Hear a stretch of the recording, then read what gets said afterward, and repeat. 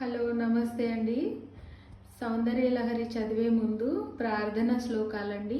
ఇవి చదివి సౌందర్యలహరి మొదలు పెట్టాలి.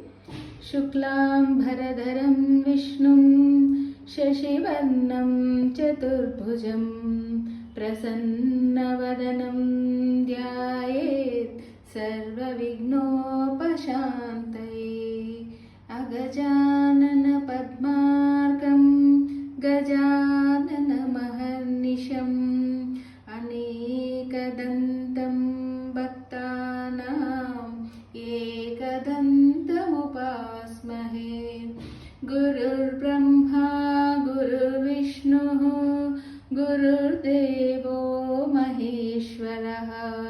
గురుర్ సాక్షాత్ పరం బ్రహ్మ తస్మై శ్రీ గురవే నమః. శివాయ గురవే నమః. శివాయ గురవే నమః. శివాయ గురవే నమః. కిం జ్యోతిస్తవ భానుమానహనిమే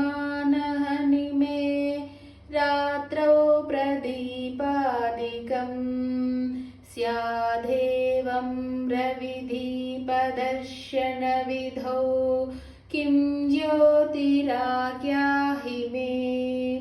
చక్షుస్తస్య నిమీలనాది సమయే కిం ధీర్ధియో దర్శనే. కిం తత్రాహమతో భవాన్ పరమకం జ్యోతిస్తదస్మిన్ ప్రభో. లౌహిత్య నిర్జితా జపకుసుమానురాగాం